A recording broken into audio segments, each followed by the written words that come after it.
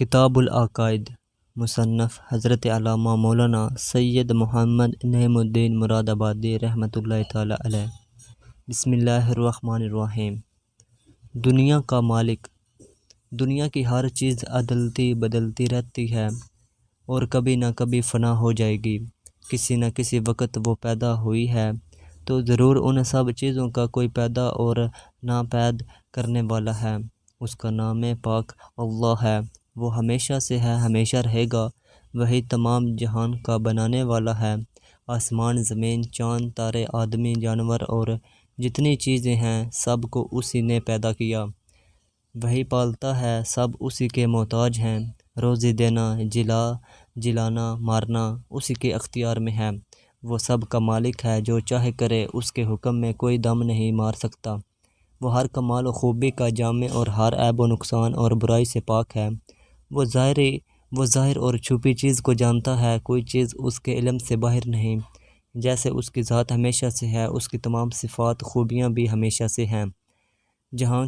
جہاں کی ہر چیز اس کی پیدا کی ہوئی ہے۔ ہم سب اس کے بندے ہیں۔ وہ ہم پر ہمارے ماں باپ سے زیادہ مہربان، رحم فرمانے والا، گناہ بخشنے والا، توبہ قبول فرمانے والا ہے۔ اس کی پکڑ نہایت سخت ہے، جس سے بے اس کے چھوڑے چھوٹ نہیں سکتا۔ عزت ذلت اس کے اختیار میں ہے، جسے چاہے عزت دے، جسے چاہے ذلیل کرے، جسے چاہے امیر کرے، جسے چاہے فقیر کرے۔ جو کچھ کرتا ہے حکمت ہے، انصاف ہے۔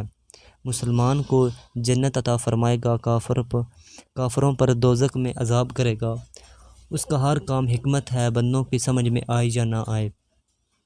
اس کی نعمتیں، اس کے احسان بے انتہا ہیں۔ وہی اس کا مستحق ہے کہ اس کی عبادت کی جائے، اور کوئی عبادت کے لائق نہیں۔ اللہ تعالیٰ حی، قدیر، سمیع، بصیر، متکلم، علیم، مرید ہے۔ نہ وہ کسی کا باپ، نہ بیٹا، نہ اس کی کوئی بیوی، نہ رشتہ دار، سب سے بے نیاز۔ سوالات۔ سوال: کیا دنیا ہمیشہ سے ہے؟ جواب: جی نہیں۔ سوال: کیا دنیا ہمیشہ رہے گی؟ جواب: نہیں، کیونکہ یہاں کی ہر چیز کے لیے ایک عمر ہے۔ پہلے وہ پیدا ہوتی ہے اور جب تک اس کی عمر ہے باقی رہتی ہے، پھر فنا ہو جاتی ہے۔ سوال: دنیا کی چیزوں کا پیدا اور فنا کرنے والا کون ہے؟ جواب: اللہ تعالیٰ۔ سوال: وہ کب پیدا ہوا اور کب تک رہے گا؟ جواب: وہ پیدا نہیں ہوا، نہ فنا ہوگا۔ پیدا وہ چیز ہوتی ہے جو پہلے نہ ہو۔ اللہ تعالیٰ ہمیشہ سے ہے اور ہمیشہ رہے گا۔ سب کو وہی پیدا کرتا ہے، اس کو کسی نے پیدا نہیں کیا۔ وہی سب کو فنا کرتا ہے، اس کو کوئی فنا نہیں کر سکتا۔ سوال: کیا اکیلے اس نے ساری دنیا بنا ڈالی یا اور کوئی بھی اس کے ساتھ شریک ہے؟ جواب: کوئی اس کا شریک نہیں، سب اس کے بندے اور اس کے پیدا کیے ہوئے ہیں۔ وہ اکیلا تمام جہان کا پیدا کرنے والا ہے۔ اس کی بڑی قدرت ہے، کوئی ذرہ بغیر اس کے حکم کے ہل نہیں سکتا۔ نبوت کا بیان۔ اللہ تعالیٰ نے خلق کی ہدایت اور رہنمائی کے لیے جن پاک بندوں کو اپنے احکام پہنچانے کے واسطے بھیجا، ان کو نبی کہتے ہیں۔ انبیاء علیہ السلام وہ بشر ہیں جن کے پاس اللہ تعالیٰ کی طرف سے وحی آتی ہے۔ یہ وحی کبھی فرشتے کی معرفت آتی ہے، کبھی بے واسطہ۔ انبیاء علیہ السلام گناہوں سے پاک ہیں، ان کی عادتیں، خصلتیں نہایت پاکیزہ ہوتی ہیں۔ ان کا نام، نسب، جسم، قول، فعل، حرکات، سکنات سب سے اعلیٰ درجے کے اور نفرت انگیز باتوں سے پاک ہوتے ہیں۔ انہیں اللہ تعالیٰ عقل کامل عطا فرماتا ہے۔ دنیا کا بڑے سے بڑا عقل مند ان کی عقل کے کروڑویں درجے تک بھی نہیں پہنچ سکتا۔ انہیں اللہ تعالیٰ غیب پر مطلع فرماتا ہے۔ وہ رات دن اللہ تعالیٰ کی اطاعت و عبادت میں مشغول رہتے ہیں اور بندوں کو اللہ تعالیٰ کے حکم پہنچانتے ہیں اور اس کا راستہ دکھاتے ہیں۔ نبوت بہت بلند اور بڑا مرتبہ ہے، کوئی شخص عبادت وغیرہ سے حاصل نہیں کر سکتا، چاہے عمر بھر روزہ دار رہے، رات بھر سجدوں میں رویا کرے، تمام مال و دولت خدا کی راہ میں صدقہ کر دے، اپنے آپ بھی اس کے دین پر فدا ہو جائے، مگر اس سے نبوت نہیں پا سکتا۔ نبوت اللہ تعالیٰ کا فضل ہے، جسے چاہے عطا فرمائے۔ نبی کی فرمانبرداری فرض ہے۔ انبیاء علیہ السلام تمام مخلوق سے افضل ہیں، ان کی تعظیم و توقیر فرض ہے، ان کی ادنا توہین یا تکذیب کفر ہے۔ آدمی جب تک ان سب کو نہ مانے مومن نہیں ہو سکتا۔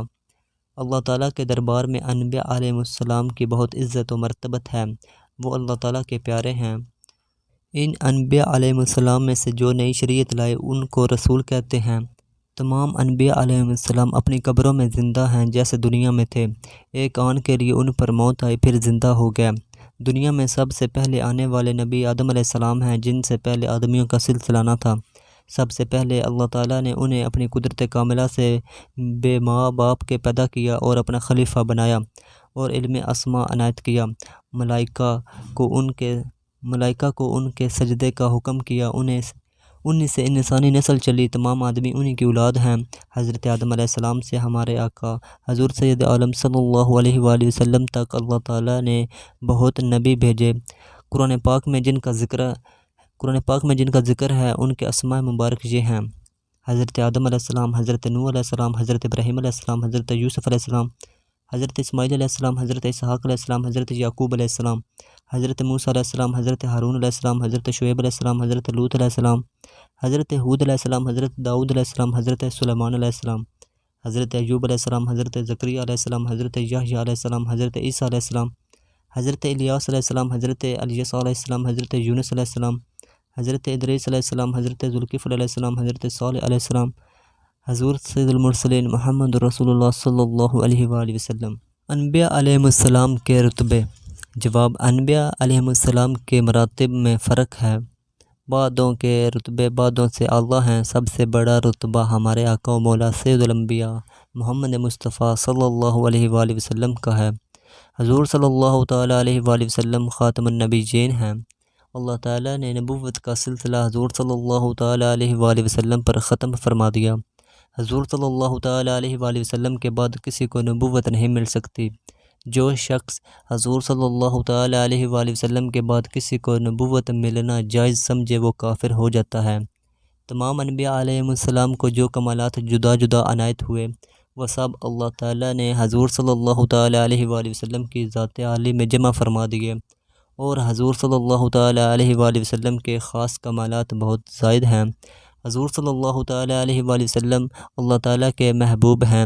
خدا کی راہ انبیاء علیہ السلام ہی کے ذریعے ملتی ہے اور انسان کی نجات کا دار و مدار انہی کی فرما برداری پر ہے۔ سوالات: کیا جن اور فرشتے بھی نبی ہوتے ہیں؟ جواب: نہیں، نبی صرف انسانوں میں سے ہوتے ہیں اور ان میں سے بھی فقط مرد، کوئی عورت نبی نہیں ہوتی۔ سوال: کیا غیر نبی کے پاس بھی وحی آتی ہے؟ جواب: وحی نبوت غیر نبی کے پاس نہیں آتی، جو اس کا قائل ہو وہ کافر ہے۔ سوال: کیا انبیاء کے سوا اور کوئی بھی معصوم ہوتا ہے؟ جواب: ہاں، فرشتے بھی معصوم ہوتے ہیں اور کوئی نہیں۔ سوال: معصوم کس کو کہتے ہیں؟ جواب: جو اللہ تعالیٰ کی حفاظت میں ہو اور اس وجہ سے اس کا گناہ کرنا ناممکن ہو۔ سوال: کیا امام اور ولی بھی معصوم ہوتے ہیں؟ جواب: انبیاء اور فرشتوں علیہ السلام کے سوا معصوم کوئی بھی نہیں ہوتا۔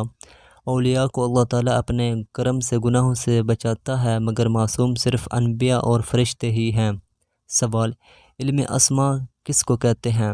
جواب: اللہ تعالیٰ نے جو حضرت آدم علیہ السلام کو ہر چیز اور اس کے ناموں کا علم عطا فرمایا تھا اس کو علم اسماء کہتے ہیں۔ سوال: فرشتوں نے حضرت آدم علیہ السلام کو کیسے سجدہ کیا تھا؟ جواب: یہ سجدہ تعظیمی تھا جو خدا کے حکم سے ملائکہ نے کیا، اور سجدہ تعظیمی پہلی شریعتوں میں جائز تھا، ہماری شریعت میں جائز نہیں، اور سجدہ عبادت پہلی شریعتوں میں بھی خدا کے سوا کسی اور کے لیے جائز نہیں ہوا۔ معجزات: وہ عجیب و غریب کام جو عادتاً ناممکن ہو، جیسے مردوں کو زندہ کرنا، اشارے سے چاند کے 2 ٹکڑے کر دینا، انگلیوں سے چشمے جاری کرنا، ایسی باتیں اگر نبوت کا دعویٰ کرنے والے سے اس کی تائید میں ظاہر ہوں ان کو معجزہ کہتے ہیں۔ معجزات انبیاء علیہ السلام سے بہت ظاہر ہوتے رہتے ہیں اور یہ ان کی نبوت کی دلیل ہے۔ معجزات دیکھ کر آدمی کا دل نبی کی سچائی کا یقین کر لیتا ہے۔ جس کے ہاتھ سے قدرت کی ایسی نشانیاں ظاہر ہوتی ہیں جن کے مقابل سب لوگ عاجز و حیران ہیں، ضرور وہ خدا کا بھیجا ہوا ہے۔ چاہے ضدی دشمن نہ مانے مگر دل یقین کر ہی لیتا ہے اور عقل والے ایمان لے آتے ہیں۔ کوئی جھوٹا نبوت کا دعویٰ کر کے معجزہ ہرگز نہیں دکھا سکتا۔ قدرت اس کی تائید نہیں فرماتی۔ ہمارے حضور سید الانبیاء صلی اللہ تعالیٰ علیہ وآلہ وسلم کے معجزات بہت زیادہ ہیں۔ ان میں سے معراج شریف بہت مشہور معجزہ ہے۔ حضور صلی اللہ تعالیٰ علیہ وآلہ وسلم رات کے تھوڑے سے حصے میں مکہ معظمہ سے بیت المقدس تشریف لے گئے، وہاں انبیاء علیہ السلام کی امامت فرمائی۔ بیت المقدس سے آسمانوں پر تشریف لے گئے، اللہ تعالیٰ کے قرب کا وہ مرتبہ پایا کہ کبھی کسی انسان یا فرشتے، نبی یا رسول نے نہ پایا تھا۔ اللہ تعالیٰ کا جمال پاک اپنی مبارک آنکھوں سے دیکھا، کلام الہی سنا، آسمان و زمین کے تمام ملک ملاحظہ فرمائے، جنتوں کی سیر کی، دوزخ کا معائنہ فرمایا۔ مکہ معظمہ سے بیت المقدس تک راہ میں جو قافلے ملے تھے، صبح کو ان کے حالات بیان فرمائے۔ قرآن شریف کا بیان۔ قرآن پاک اللہ تعالیٰ کا کلام ہے، اس نے اپنے بندوں کی رہنمائی کے لیے اتارا۔ اس میں سارے علم ہیں اور وہ بے مثل کتاب ہے، ویسے کوئی دوسرا نہیں بنا سکتا ہے، چاہے تمام دنیا کے لوگ مل جائیں مگر ایسی کتاب نہیں بنا سکتے۔ اللہ تعالیٰ نے یہ کتاب اپنے پیارے نبی حضور محمد مصطفیٰ صلی اللہ تعالیٰ علیہ وآلہ وسلم پر اتاری، جیسے اس سے پہلے تورات حضرت موسیٰ علیہ السلام پر، زبور حضرت داؤد علیہ السلام پر، انجیل حضرت عیسیٰ علیہ السلام پر اور دوسری کتابیں اور نبی علیہ السلام پر اتاری تھیں۔ وہ سب کتابیں برحق ہیں، ہمارا ان سب پر ایمان ہے، مگر پہلے زمانے کے شریر لوگوں نے اگلی کتابوں کو بدل ڈالا، وہ اصلی نہیں ملتی۔ قرآن شریف کا اللہ تعالیٰ خود نگہبان ہے، اس لیے وہ جیسے اترا ویسا ہی ہے اور ہمیشہ ویسا ہی رہے گا۔ سارا زمانہ چاہے تو بھی اس میں ایک حرف کا فرق نہیں آ سکتا۔ سوالات۔ سوال: دنیا میں کوئی آسمانی کتاب بھی ہے؟ جواب: جی ہاں۔ سوال: آسمانی کتاب سے کیا مطلب ہے؟ جواب: خدا کی کتاب۔ سوال: کون سی؟ جواب: قرآن شریف۔ سوال: اس میں کیا بیان ہے؟ جواب: اس میں سارے علم ہیں۔ سوال: وہ کتاب کس لیے آئی ہے؟ جواب: بندوں کی رہنمائی کے لیے، تاکہ بندے اللہ اور اس کے رسول کو جانیں اور ان کی مرضی کے کام کریں۔ سوال: قرآن شریف کس پر اترا؟ جواب: حضرت محمد مصطفیٰ صلی اللہ تعالیٰ علیہ وآلہ وسلم پر۔ سوال: کب اترا؟ جواب: اب سے 1400 برس پہلے۔ سوال: کیا قرآن شریف کے سوا اللہ تعالیٰ نے کوئی اور کتاب بھی اتاری تھی؟ جواب: جی ہاں۔ سوال: کون کون سی؟ جواب: سب کتابوں کے نام تو معلوم نہیں، مشہور کتابیں یہ ہیں: تورات شریف، انجیل شریف، زبور شریف۔ سوال: کیا صحیح تورات، صحیح انجیل اور صحیح زبور آج کل کہیں ملتی ہے؟ جواب: جی نہیں۔ سوال: کیوں؟ جواب: عیسائیوں اور یہودیوں نے ان کتابوں میں اپنی مرضی سے گھٹا بڑھا کر کچھ کا کچھ کر دیا۔ سوال: کیا صحیح قرآن شریف ملتا ہے؟ جواب: جی ہاں، قرآن شریف ہر جگہ صحیح ملتا ہے۔ سوال: کیا وہ نہیں بدلا؟ جواب: وہ نہیں بدل سکتا، اس میں ایک حرف کا بھی فرق نہیں ہو سکتا۔ سوال: کیوں؟ جواب: اس لیے کہ اس کا نگہبان اللہ ہے۔ سوال: قرآن شریف کہاں ملتا ہے؟ جواب: ہر شہر، ہر گاؤں میں، ہر مسلمان کے گھر میں ہوتا ہے اور مسلمانوں کے بچے بچے کو یاد ہے۔ سوال: تم نے کیسے جانا کہ وہ خدا کی کتاب ہے؟ جواب: جیسے خدا کی بنائی ہوئی چیزوں کی طرح کوئی چیز کسی سے نہیں بن سکتی، ایسے ہی اسی طرح قرآن شریف کی طرح کوئی کتاب کسی سے نہیں بن سکی۔ اس سے ہم نے جانا کہ وہ خدا کی کتاب ہے، آدمی کی ہوتی تو کوئی اور بھی ویسے ہی بنا سکتا۔ سوال: کیا ہندوؤں کے پاس کوئی خدا کی کتاب ہے؟ جواب: نہیں۔ سوال: وید کیا ہے؟ جواب: پرانے زمانے کے شاعروں کی نظمیں۔ ملائکہ کا بیان۔ فرشتے اللہ کے ایماندار مکرم بندے ہیں جو اس کی نافرمانی کبھی نہیں کرتے ہیں، ہر قسم کے گناہ سے معصوم ہیں، ان کے جسم نورانی ہیں اور وہ نہ کچھ کھاتے ہیں نہ پیتے ہیں، ہر وقت اللہ تعالیٰ کی عبادت میں ہیں۔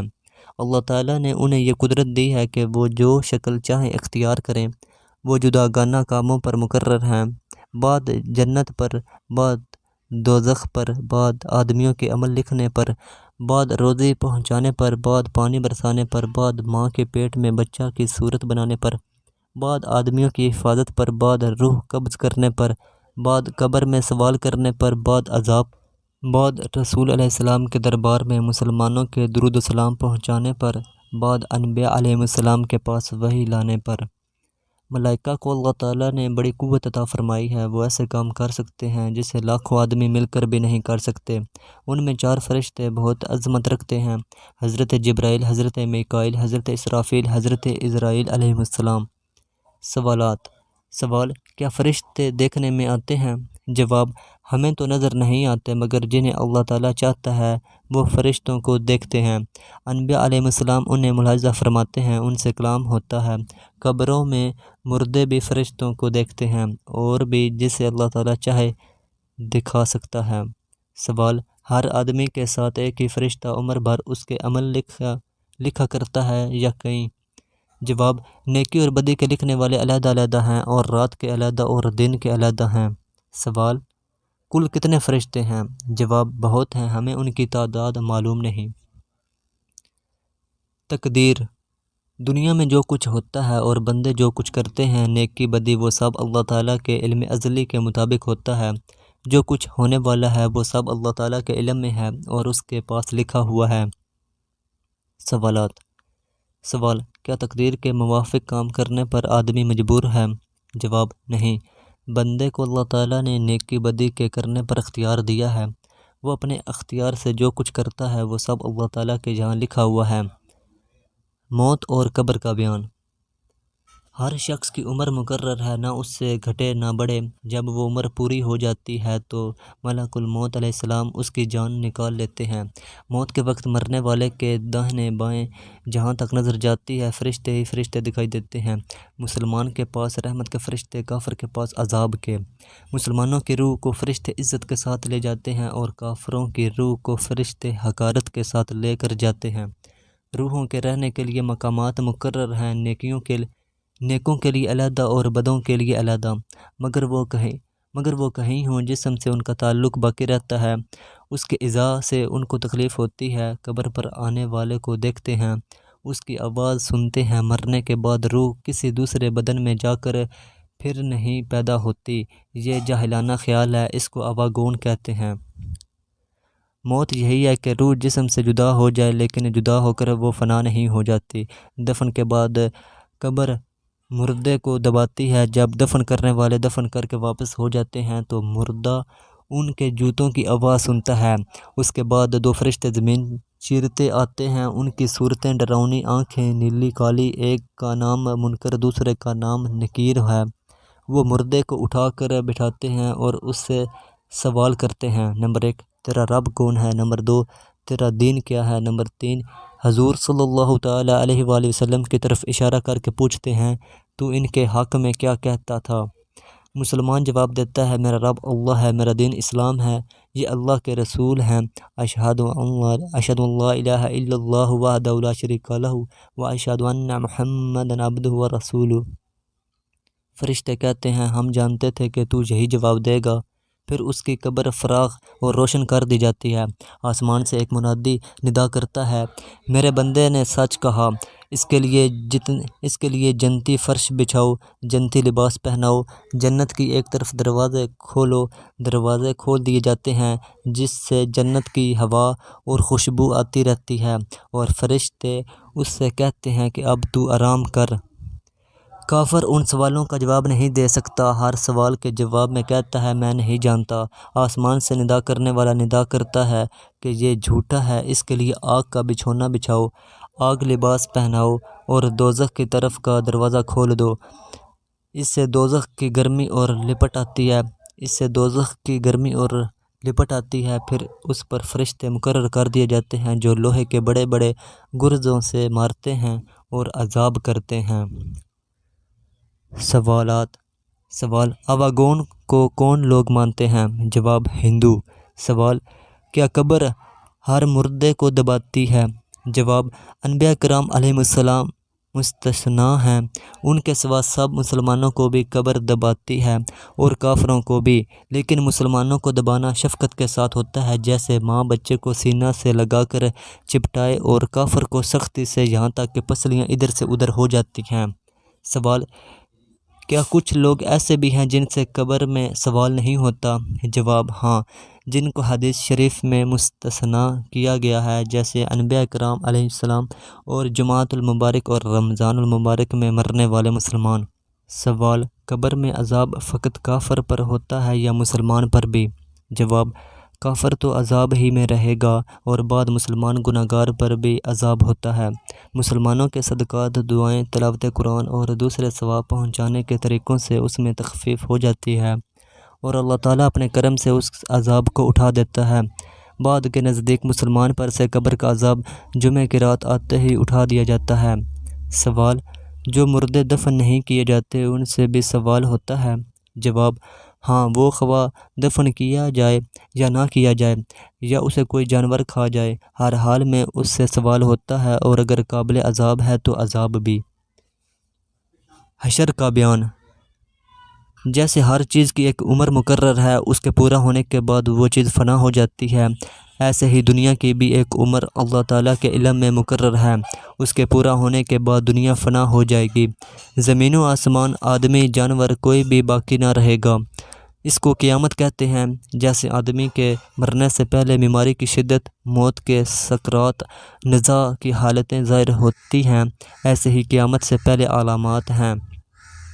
قیامت کی نشانیاں: قیامت کے آنے سے پہلے دنیا سے علم اٹھ جائے گا، عالم باقی نہ رہیں گے، جہالت پھیل جائے گی، بدکاری اور بے حیائی زیادہ ہوگی، عورتوں کی تعداد مردوں سے بڑھ جائے گی، بڑے دجال کے سوا 30 دجال اور ہوں گے، ہر ایک ان میں سے نبوت کا دعویٰ کرے گا، باوجود کہ حضور پر نور سید الانبیاء صلی اللہ تعالیٰ علیہ وآلہ وسلم پر نبوت ختم ہو چکی۔ ان میں سے بعض دجال تو گزر چکے ہیں، جیسے مسلمہ کذاب، اسود انسی، مرزا علی محمد باب، مرزا علی حسین بہا اللہ، مرزا غلام احمد قادیانی، بعد اور باقی ہیں، وہ بھی ضرور ہوں گے۔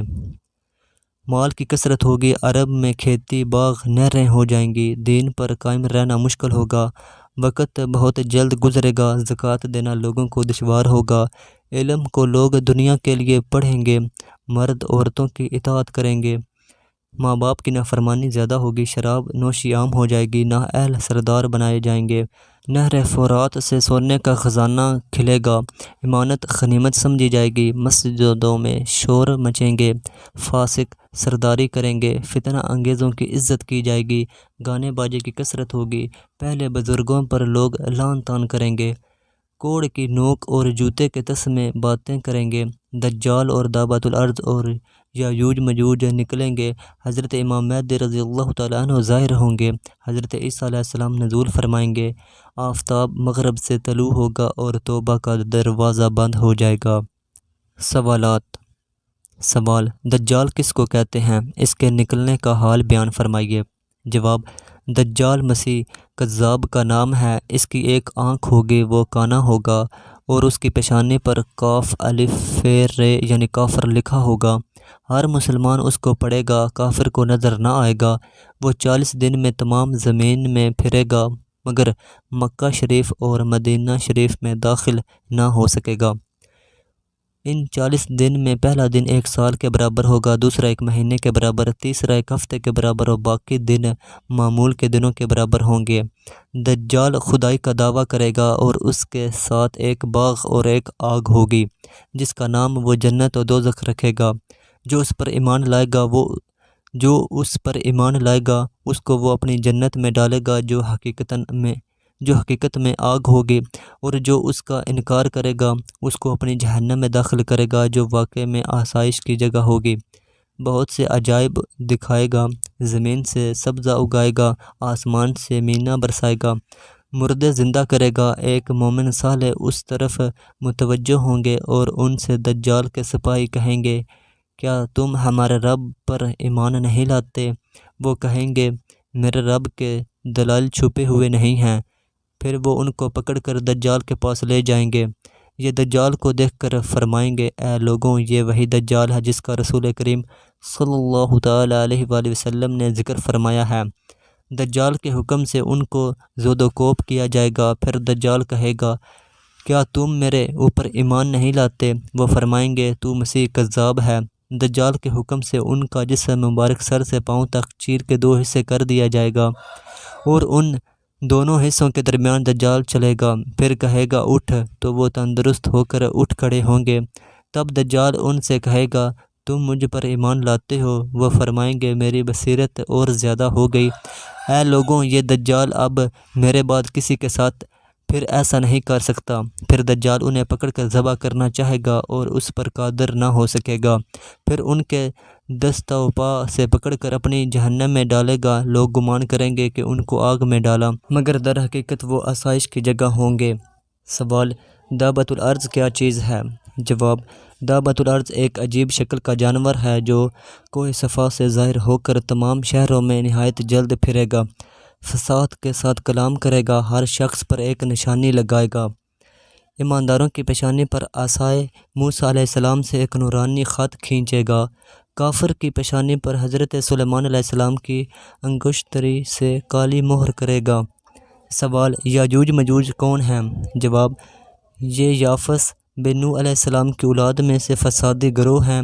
ان کی تعداد بہت زیادہ ہے۔ وہ زمین میں فساد کرتے تھے، ایام ربیع میں نکلتے تھے، سبزہ زار نہ چھوڑتے تھے، آدمیوں کو کھا لیتے تھے، جنگل کے درندوں، وحشی جانوروں، سانپوں، بچھوؤں کو کھا جاتے تھے۔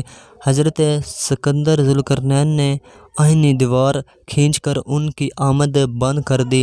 حضرت عیسیٰ علیہ السلام کے نزول کے بعد جب آپ دجال کو قتل کریں گے، بحکم الہی مسلمانوں کو کوہ طور لے جائیں گے۔ اس وقت وہ دیوار توڑ کر نکلیں گے اور زمین میں فساد اٹھائیں گے، قتل و غارت کریں گے۔ اللہ تعالیٰ انہیں حضرت عیسیٰ علیہ السلام کی دعا سے ہلاک کرے گا۔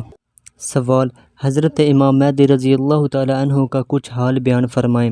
جواب: حضرت امام مہدی رضی اللہ تعالیٰ عنہ خلیفۃ اللہ ہیں۔ آپ رضی اللہ تعالیٰ عنہ حضور نبی کریم صلی اللہ تعالیٰ علیہ وآلہ وسلم کی آل میں سے حسینی سید ہوں گے۔ جب دنیا میں کفر پھیل جائے گا اور اسلام حرمین شریفین کی طرف سمٹ جائے گا، اولیاء و ابدال وہاں کو ہجرت کر جائیں گے۔ ماہ رمضان میں ابدال کعبہ شریف کے طواف میں مشغول ہوں گے۔ وہاں اولیاء حضرت مہدی رضی اللہ تعالیٰ عنہ کو پہچان کر ان سے بیعت کی درخواست کریں گے۔ آپ رضی اللہ تعالیٰ عنہ انکار فرمائیں گے۔ غیب سے ندا آئے گی، یہ اللہ تعالیٰ کے خلیفہ مہدی ہیں، ان کا حکم سنو اور اطاعت کرو۔ لوگ آپ رضی اللہ تعالیٰ عنہ کے دست مبارک پر بیعت کریں گے۔ وہاں سے مسلمانوں کو ساتھ لے کر شام تشریف لے جائیں گے۔ آپ کا زمانہ بڑی خیر و برکت کا ہوگا، زمین عدل و انصاف سے بھر جائے گی۔ سوال: حضرت مسیح علیہ السلام کے نزول کا مختصر حال بیان کیجیے۔ جواب: جب دجال کا فتنہ انتہا کو پہنچ چکے گا اور وہ ملعون تمام دنیا میں پھر کر ملک شام میں جائے گا، اس وقت حضرت عیسیٰ علیہ السلام دمشق کی جامع مسجد کے شرقی مینار پر شریعت محمدیہ صلی اللہ تعالیٰ علیہ وآلہ وسلم کے حاکم اور امام عادل اور مجدد ملت ہو کر نزول فرمائیں گے۔ آپ علیہ السلام کی نظر جہاں تک جائے گی وہاں تک خوشبو پہنچے گی اور آپ علیہ السلام کی خوشبو سے دجال پگھلنے لگے گا اور بھاگے گا۔ آپ علیہ السلام دجال کو بیت المقدس کے قریب مقام لد میں قتل کریں گے۔ ان کا زمانہ بڑی خیر و برکت کا ہوگا، مال کی کثرت ہوگی، زمین اپنے خزانے نکال کر باہر کرے گی، لوگوں کو مال سے رغبت نہ رہے گی۔ یہودیت، نصرانیت اور تمام باطل دینوں کو آپ علیہ السلام مٹا ڈالیں گے۔ آپ علیہ السلام کے عہد مبارک میں ایک دین ہوگا اسلام۔ تمام کافر ایمان لے آئیں گے اور ساری دنیا اہل سنت ہوگی۔ امن و امان کا یہ عالم ہوگا کہ شیر بکری ایک ساتھ چریں گے، بچے سانپوں سے کھیلیں گے، بغض حسد کا نام و نشان نہ رہے گا۔ جس وقت آپ علیہ السلام کا نزول ہوگا، فجر کی جماعت کھڑی ہوتی ہوگی۔ حضرت امام مہدی رضی اللہ تعالیٰ عنہ آپ علیہ السلام کو دیکھ کر آپ سے امامت کی درخواست کریں گے۔ آپ انہیں کو آگے بڑھائیں گے اور حضرت امام مہدی رضی اللہ تعالیٰ عنہ کے پیچھے نماز ادا فرمائیں گے۔ ایک روایت میں ہے کہ حضرت عیسیٰ علیہ السلام نے حضور سید الانبیاء صلی اللہ تعالیٰ علیہ وآلہ وسلم کی شان و صفت اور آپ صلی اللہ تعالیٰ علیہ وآلہ وسلم کی امت کی عزت و کرامت دیکھ کر امت محمدی صلی اللہ تعالیٰ علیہ وآلہ وسلم میں داخل ہونے کی دعا کی۔ اللہ تعالیٰ نے آپ علیہ السلام کی دعا قبول فرمائی اور آپ علیہ السلام کو وہ بقا عطا فرمائے کہ آخر زمانہ میں امت محمدیہ صلی اللہ تعالیٰ علیہ وآلہ وسلم کے امام ہو کر نزول فرمائیں گے۔ آپ علیہ السلام نزول کے بعد برسوں دنیا میں رہیں گے، نکاح کریں گے، پھر وفات پا کر حضور سید الانبیاء صلی اللہ تعالیٰ علیہ وآلہ وسلم کے پہلو میں مدفون ہوں گے۔ سوال: آفتاب کے مغرب سے طلوع کرنے اور دروازہ توبہ کے بند ہونے کی کیفیت بیان فرمائیں۔ جواب: روزانہ آفتاب بارگاہ الہی میں سجدہ کر کے اذن ہوتا ہے تب طلوع کرتا ہے۔ قریب قیامت جب دابۃ الارض نکلے گا، حسب معمول آفتاب سجدہ کر کے طلوع ہونے کی اجازت چاہے گا، اجازت نہ ملے گی اور حکم ہوگا کہ واپس جا، تب آفتاب مغرب سے طلوع ہوگا اور نصف آسمان تک آ کر لوٹ جائے گا اور جانب مغرب غروب کرے گا۔ اس کے بعد بدستور سابق مشرق سے طلوع کیا کرے گا۔ آفتاب کے مغرب سے طلوع کرتے ہی توبہ کا دروازہ بند کر دیا جائے گا، پھر کسی کا ایمان لانا مقبول نہ ہوگا۔ سوال: قیامت کب قائم ہوگی؟ جواب: اس کا علم تو خدا کو ہے، ہمیں اس قدر معلوم ہے کہ جب یہ سب علامتیں ظاہر ہو چکیں گی اور روئے زمین پر کوئی خدا کا نام لینے والا باقی نہ رہے گا، تب حضرت اسرافیل علیہ السلام بحکم الہی سور پھونکیں گے۔ اس کی آواز اول تو بہت نرم ہوگی اور دما بدم بلند ہوتی چلی جائے گی۔ لوگ اس کو سنیں گے اور بے ہوش ہو کر گر پڑیں گے اور مر جائیں گے۔ زمین و آسمان اور تمام جہاں فنا ہو جائے گا۔ پھر جب اللہ تعالیٰ چاہے گا حضرت اسرافیل کو زندہ کرے گا اور دوبارہ سور پھونکنے کا حکم دے گا۔ سور پھونکتے ہی پھر سب کچھ موجود ہو جائے گا۔ مردے قبروں سے اٹھیں گے، نامہ اعمال ان کے ہاتھوں میں دے کر محشر میں لائے جائیں گے۔ وہاں جزا اور حساب کے لیے منتظر کھڑے ہوں گے۔ آفتاب نہایت تیزی پر اور سروں سے بہت قریب بقدر 1 میل ہوگا۔ شدت گرمی سے بھیجے کھولتے ہوں گے، کثرت سے پسینہ آئے گا، کسی کے ٹخنے تک، کسی کے گھٹنے تک، کسی کے گلے تک، کسی کے منہ تک، مثل لگام کے۔ ہر شخص حسب حال و اعمال ہوگا، پھر پسینہ بھی نہایت بدبودار ہوگا۔ اس حالت میں طویل عرصہ گزرے گا، 50,000 سال کا تو وہ دن ہوگا، اور اس حالت میں آدھا گزر جائے گا۔ لوگ سفارشی تلاش کریں گے جو اس مصیبت سے نجات دلائیں اور جلد حساب شروع ہو۔ تمام انبیاء علیہ السلام کے پاس حاضری ہوگی لیکن کاربراری نہ ہوگی۔ آخر میں حضور پرنور سید الانبیاء صلی اللہ تعالیٰ علیہ وآلہ وسلم کے حضور میں فریاد لائیں گے اور شفاعت کی درخواست کریں گے۔ حضور پرنور صلی اللہ تعالیٰ علیہ وآلہ وسلم فرمائیں گے: انا لہا، میں اس کے لیے موجود ہوں۔ یہ فرما کر حضور صلی اللہ تعالیٰ علیہ وآلہ وسلم بارگاہ الہی عز و جل میں سجدہ کریں گے۔ اللہ تعالیٰ کی طرف سے ارشاد ہوگا: اے محمد صلی اللہ تعالیٰ علیہ وآلہ وسلم، سجدے سے سر اٹھائیے، بات کہیے سنی جائے گی، مانگیے عطا کیا جائے گا، اور شفاعت کیجیے قبول کی جائے گی۔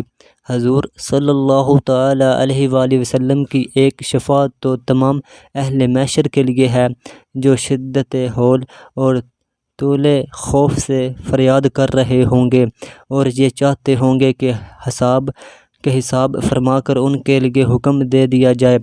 اب حساب شروع ہوگا۔ میزان عمل میں اعمال تولے جائیں گے۔ اعمال نامے ہاتھوں میں ہوں گے۔ اپنے ہی ہاتھ پاؤں بدن کے اعضاء اپنے خلاف گواہیاں دیں گے۔ زمین کے جس حصے پر کوئی عمل کیا تھا وہ بھی گواہی دینے کو تیار ہوگا۔ عجیب پریشانی کا وقت ہوگا۔ کوئی یار نہ غمگسار، نہ بیٹا باپ کے کام آ سکے گا، نہ باپ بیٹے کے۔ اعمال کی پرسش ہے، زندگی بھر کا کیا ہوا سب سامنے ہے۔ نہ گناہ سے مکر سکتا ہے، نہ کہیں سے نیکیاں مل سکتی ہیں۔ اس بے کسی کے وقت میں دستگیر بے کساں حضور پرنور محبوب خدا محمد مصطفیٰ صلی اللہ تعالیٰ علیہ وآلہ وسلم کام آئیں گے۔ اور اپنے نیاز مندوں اور امیدواروں کی شفاعت فرمائیں گے۔ حضور صلی اللہ تعالیٰ علیہ وآلہ وسلم کی شفاعتیں کئی طرح کی ہوگی۔ بہت لوگ تو آپ کی شفاعت سے بے حساب داخل جنت ہوں گے، اور بہت لوگ جو دوزخ کے مستحق ہوں گے حضور صلی اللہ تعالیٰ علیہ وآلہ وسلم کی شفاعت سے دخول دوزخ سے بچیں گے، اور جو گناہ گار مومن دوزخ میں پہنچ چکے ہوں گے وہ حضور صلی اللہ تعالیٰ علیہ وآلہ وسلم کی شفاعت سے دوزخ سے نکالے جائیں گے۔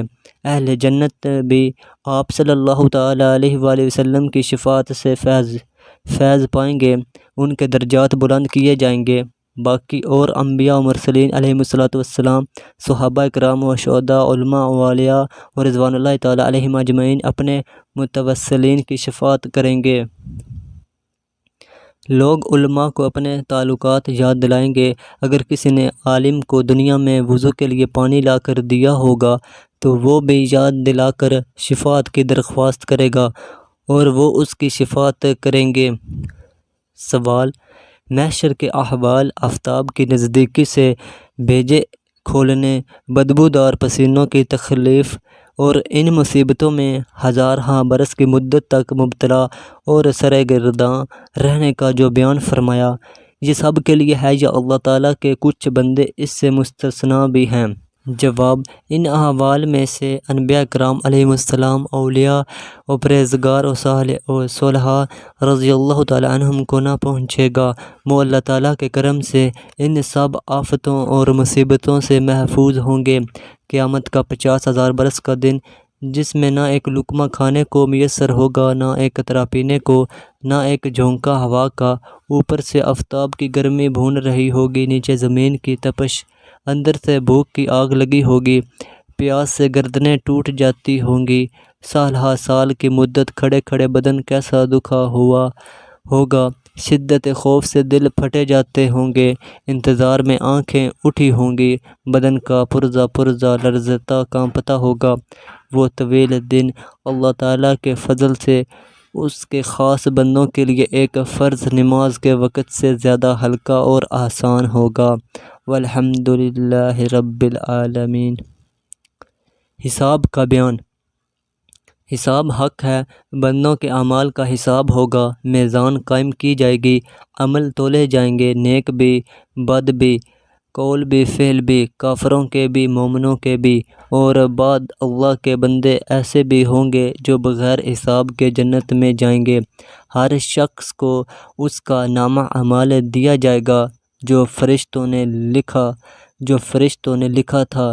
نیکوں کے نامہ ہائے اعمال داہنے ہاتھ میں ہوں گے اور بدوں کے بائیں میں۔ صراط۔ جہنم کے اوپر ایک پل ہے، اس کو صراط کہتے ہیں۔ وہ بال سے زیادہ باریک، تلوار سے زیادہ تیز ہے، سب کو اس پر گزرنا ہے۔ جنت کا یہی راستہ ہے۔ اس پل پر گزرنے میں لوگوں کی حالت جداگانہ ہوگی۔ جس درجے کا شخص ہوگا اس کے لیے ایسی ہی آسانی یا دشواری ہوگی۔ بعد تو یوں گزر جائیں گے جیسے بجلی ابھی ادھر تھے ابھی ادھر پہنچے، بعد ہوا کی طرح، بعد تیز گھوڑے کی طرح، بعد آہستہ آہستہ، بعد گرتے پڑتے لرزتے لنگڑاتے، اور بعد جہنم میں گر جائیں گے۔ کفار کے لیے بڑی حسرت کا وقت ہوگا جب وہ پل سے گزر نہ سکیں گے اور جہنم میں گر پڑیں گے، اور ایمانداروں کو دیکھیں گے کہ وہ اسی پل پر بجلی کی طرح گزر گئے، یا تیز ہوا کی طرح اڑ گئے، یا گھوڑے کی طرح دوڑ گئے۔ حوض کوثر۔ یہ ایک حوض ہے جس کی تہ مشک کی ہے، یاقوت اور موتیوں پر جاری ہے، دونوں کنارے سونے کے ہیں اور ان موتیوں کے کبے نصب ہیں۔ اس کے برتن کوزے آسمان کے ستاروں سے زیادہ ہیں۔ اس کا پانی دودھ سے زیادہ سفید، شہد سے زیادہ شیریں، مشک سے زیادہ خوشبودار ہے۔ جو ایک مرتبہ پیے گا پھر کبھی پیاسا نہ ہوگا۔ اللہ تعالیٰ نے یہ حوض اپنے حبیب اکرم صلی اللہ تعالیٰ علیہ وآلہ وسلم کو عطا فرمایا ہے۔ حضور صلی اللہ تعالیٰ علیہ وآلہ وسلم اس سے اپنی امت کو سیراب فرمائیں گے۔ اللہ تعالیٰ ہمیں بھی نصیب فرمائے، آمین۔ سوالات۔ سوال: حساب کے بعد آدمی کہاں جائیں گے؟ جواب: مسلمان جنت میں اور کافر دوزخ میں۔ سوال: کیا سب مسلمان جنت میں جائیں گے اور سب کافر دوزخ میں، اور یہ دونوں جنت اور دوزخ میں کتنا عرصہ رہیں گے؟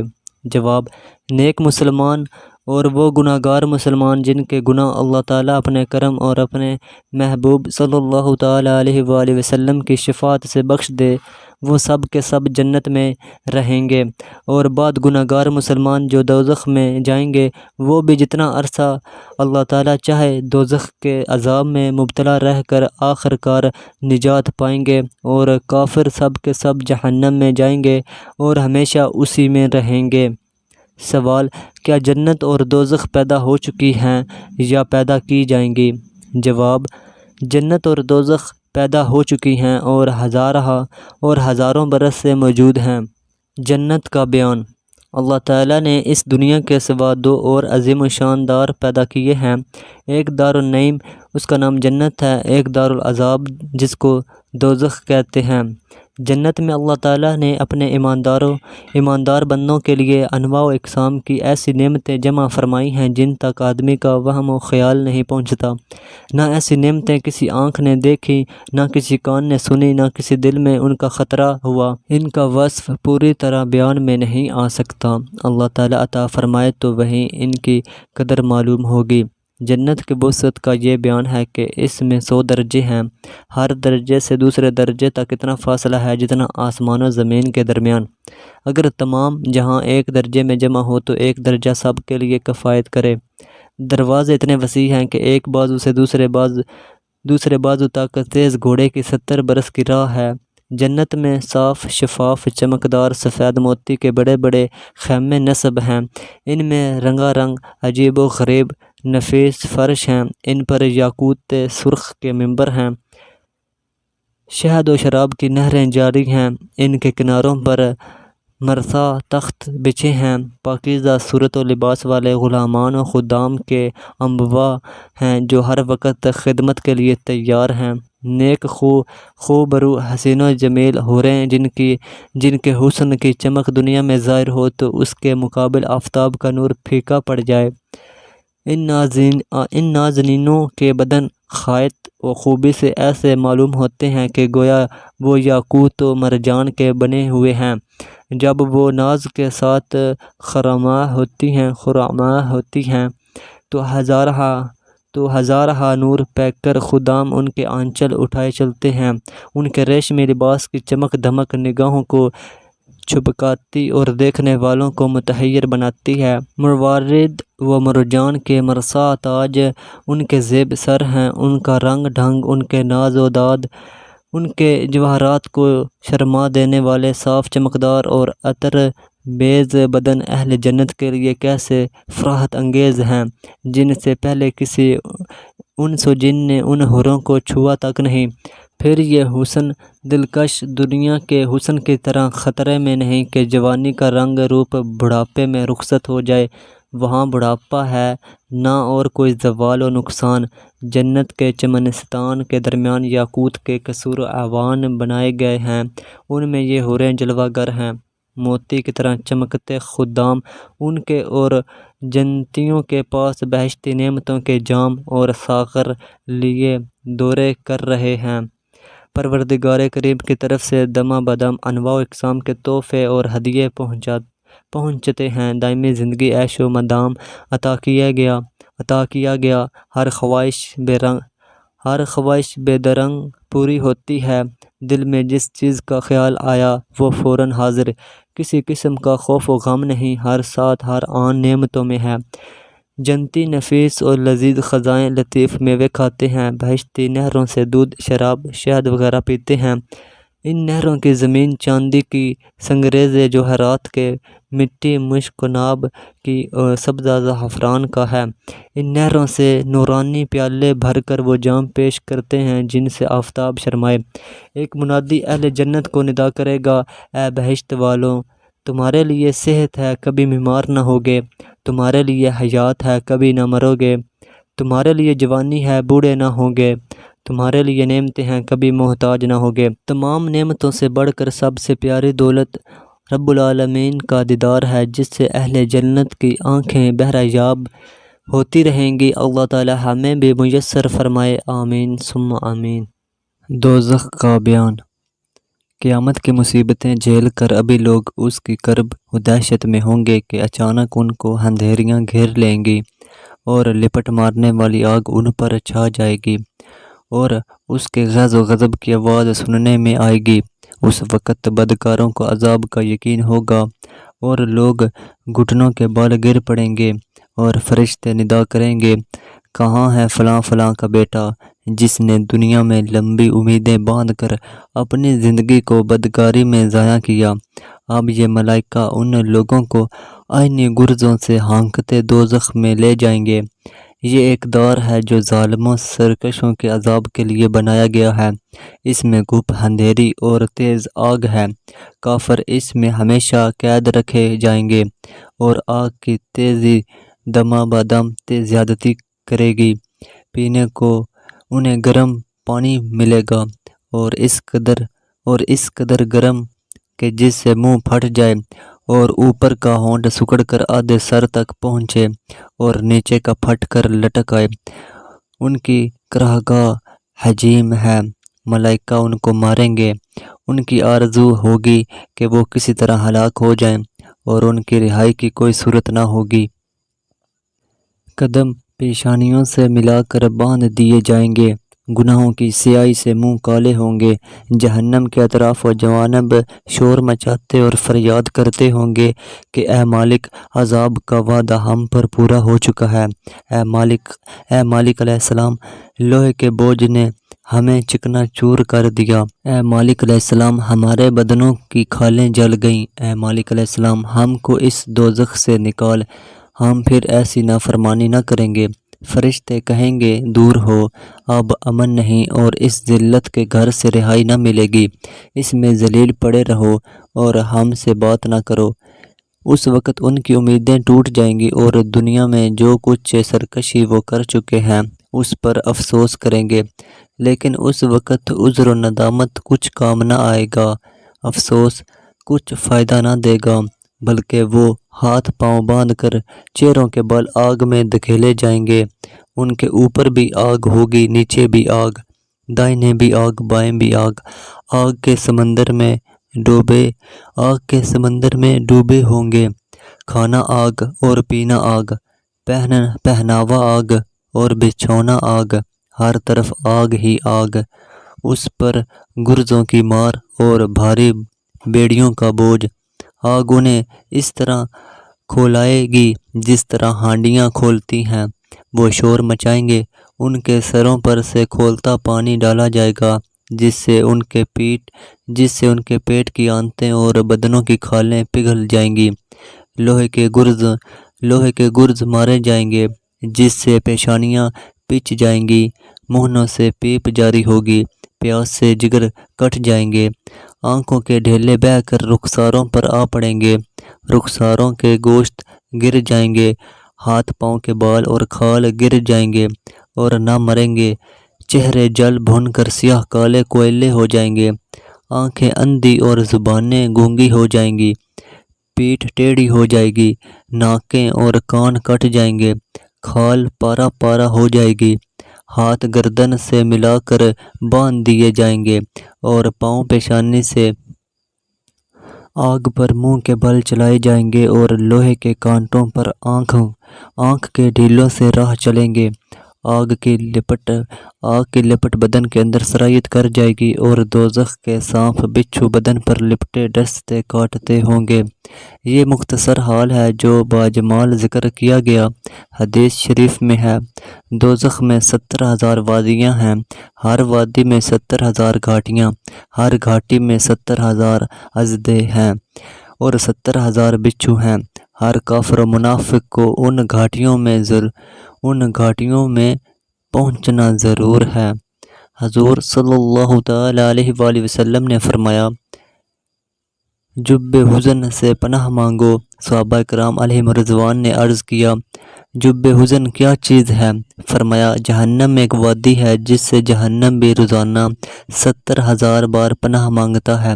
اللہ تعالیٰ اپنے غضب و عذاب سے پناہ دے اور ہمیں اور سب مسلمانوں کو اپنے عفو و کرم سے بخشے، آمین۔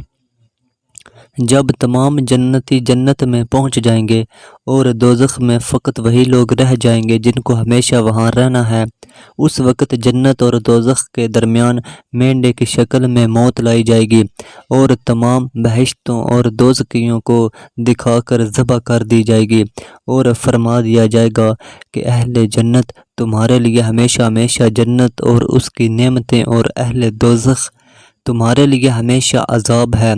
موت ذبح کر دی گئی، اب ہمیشہ کی زندگی ہے، ہلاک و فنا نہیں۔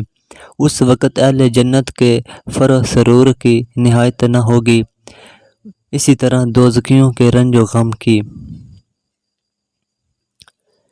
ایمان کا بیان۔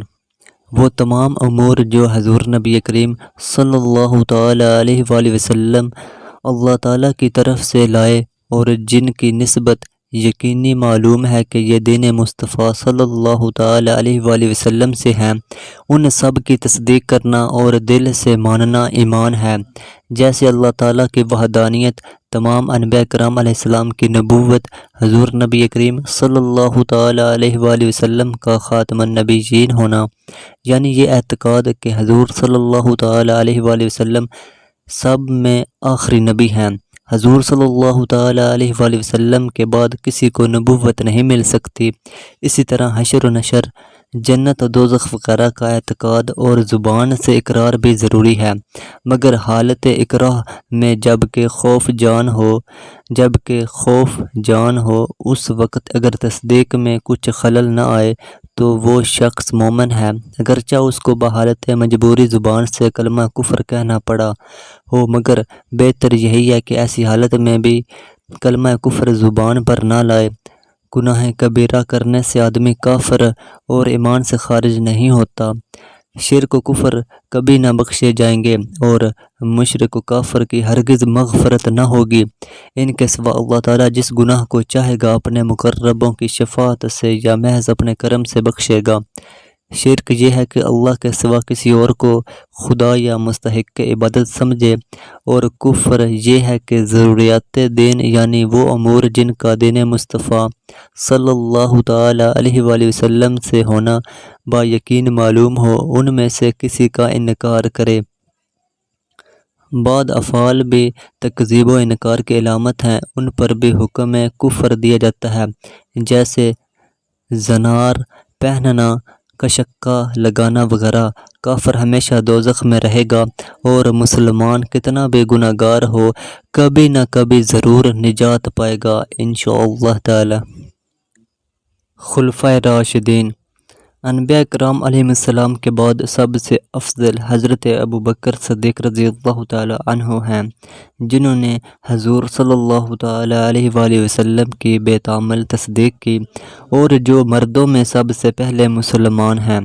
آپ رضی اللہ تعالی عنہ کا اسم مبارک عبداللہ ابن ابی قحافہ ہے۔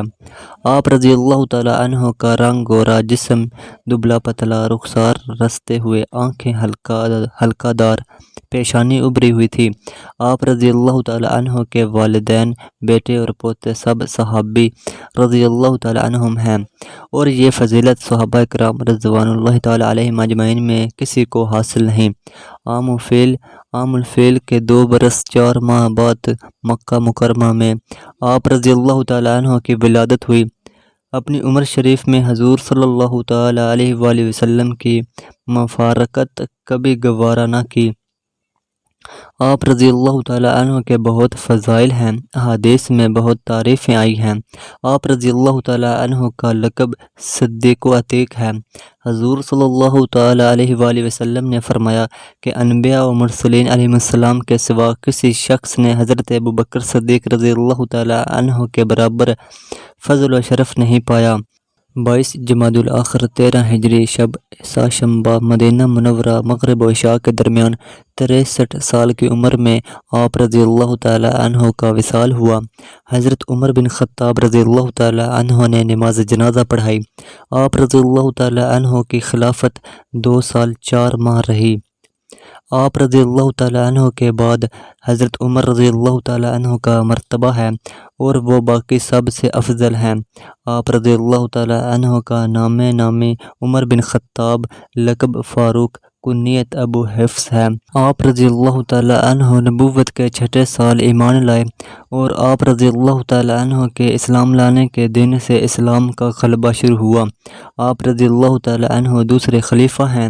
سب سے پہلے آپ رضی اللہ تعالیٰ عنہ ہی کا لقب امیر المومنین ہوا۔ آپ رضی اللہ تعالیٰ عنہ کا رنگ سفید سرخ مائل، قامت دراز، چشم مبارک سرخ تھیں۔ آپ حضرت صدیق اکبر رضی اللہ تعالیٰ عنہ کے بعد خلیفہ ہوئے۔ آپ رضی اللہ تعالیٰ عنہ کے عہد مبارک میں بہت فتوحات ہوئیں۔ آپ رضی اللہ تعالیٰ عنہ کے فضائل میں بکثرت احادیث وارد ہیں۔ آپ رضی اللہ تعالیٰ عنہ نے مدینہ طیبہ میں آخر ذی الحجہ 23 ہجری میں 10.5 سال خلافت کر کے بعمر 63 سال شہادت پائی۔ آپ رضی اللہ تعالیٰ عنہ کے بعد خلیفہ سوم حضرت عثمان بن عفان رضی اللہ تعالیٰ عنہ کا مرتبہ ہے۔ آپ رضی اللہ تعالیٰ عنہ کا اسم مبارک عثمان بن عفان ہے۔ آپ رضی اللہ تعالیٰ عنہ کا رنگ گورا، جلد نازک، چہرہ حسین، سینہ چوڑا اور داڑھی بڑی تھی۔ آپ یکم محرم 24 ہجری کو خلیفہ بنائے گئے۔ آپ سخا و حیا میں مشہور ہیں اور آپ رضی اللہ تعالیٰ عنہ کے فضائل میں بکثرت احادیث مروی ہیں۔ حضور اقدس صلی اللہ تعالیٰ علیہ وآلہ وسلم کی شہزادیاں حضرت رقیہ و حضرت ام کلثوم یکے بعد دیگرے آپ رضی اللہ تعالیٰ عنہ کے نکاح میں آئیں۔ اسی وجہ سے آپ رضی اللہ تعالیٰ عنہ کو ذوالنورین کہتے ہیں۔ آپ رضی اللہ تعالیٰ عنہ قریب 12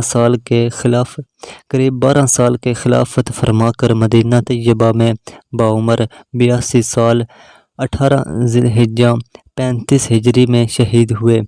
آپ رضی اللہ تعالیٰ عنہ کے بعد سب سے افضل خلیفہ چہارم امیر المومنین حضرت علی ابن ابی طالب رضی اللہ تعالیٰ عنہ ہیں۔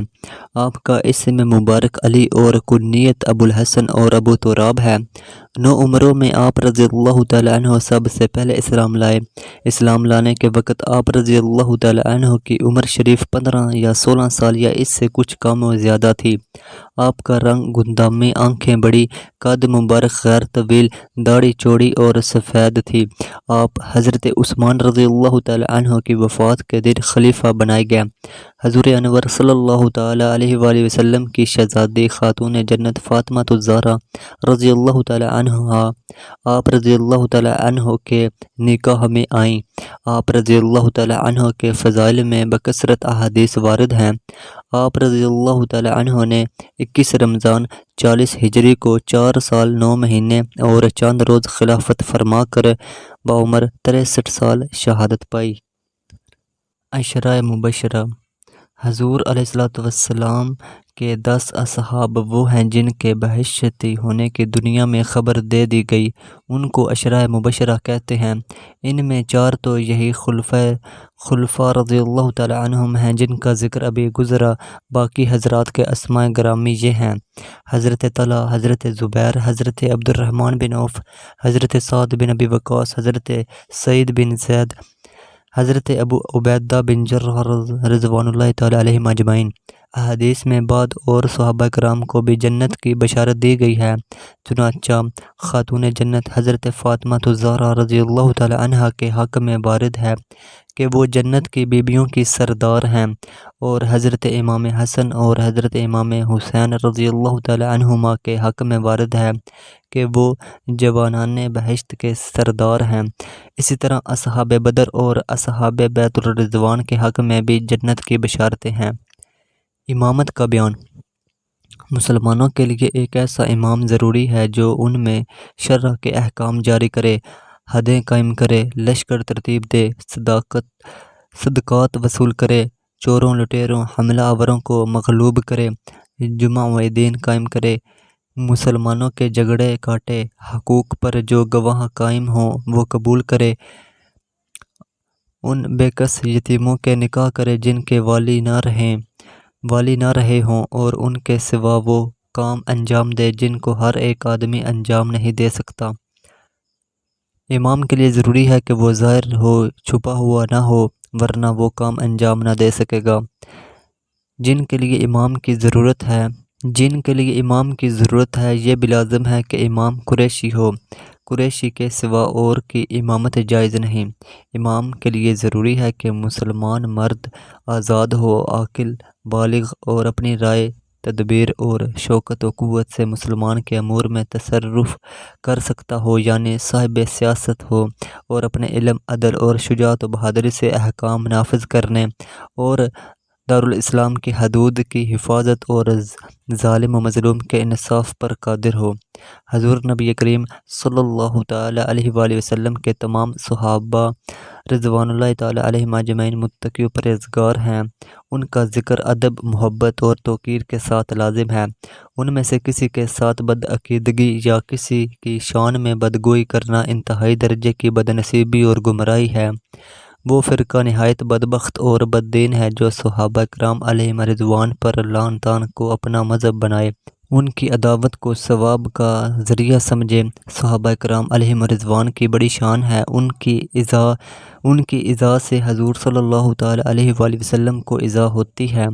کوئی ولی، کوئی غوث، کوئی قطب مرتبہ میں کسی صحابی کے برابر نہیں ہو سکتا۔ تمام صحابہ کرام علیہم رضوان جنتی ہیں۔ روز محشر فرشتے ان کا استقبال کریں گے۔ اولیاء اللہ کے وہ مقبول بندے جو اس کی ذات و صفات کے عارف ہوں، اس کی اطاعت و عبادت کے پابند رہیں، گناہوں سے بچیں، انہیں اللہ تعالیٰ اپنے فضل و کرم سے اپنا قرب خاص عطا فرمائے، ان کو اولیاء اللہ کہتے ہیں۔ ان سے عجیب و غریب کرامتیں ظاہر ہوتی ہیں، مثلاً آن کی آن میں مشرق سے مغرب میں پہنچ جانا، پانی پر چلنا، ہوا میں اڑنا، جمادات و حیوانات سے کلام کرنا، بلائیں دفع کرنا، دور دراز کے حالات ان پر منکشف ہونا۔ اولیاء کی کرامتیں در حقیقت ان انبیاء علیہ السلام کے معجزات ہیں جن کے وہ امتی ہوں۔ اولیاء کی محبت دارین کی سعادت اور رضا الہی کا سبب ہے۔ ان کی برکت سے اللہ تعالیٰ مخلوق کی حاجتیں پوری کرتا ہے۔ ان کی دعاؤں سے خلق فائدہ اٹھاتی ہے۔ ان کے مزاروں کی زیارت، ان کے عرسوں کی شرکت سے برکات حاصل ہوتی ہے۔ ان کے وسیلے سے دعا کرنا کامیابی ہے۔ مرنے کے بعد مردوں کو صدقہ، خیرات، تلاوت قرآن شریف، ذکر الہی اور دعا سے فائدہ ہوتا ہے۔ ان سب چیزوں کا ثواب پہنچتا ہے۔ اس لیے فاتحہ اور 11ویں وغیرہ مسلمانوں میں قدیم سے رائج ہے اور صحیح احادیث سے یہ امور ثابت ہے۔ ان کا منکر گمراہ ہے۔ اللہ تعالیٰ ایمان کامل پر زندہ رکھے اور اسی پر اٹھائے، اپنے محبوبوں کی محبت عطا فرمائے اور اپنے دشمنوں سے بچائے۔ آمین۔ وصلی اللہ تعالی علی خیر خلقہ محمد وآلہ وصحبہ اجمعین۔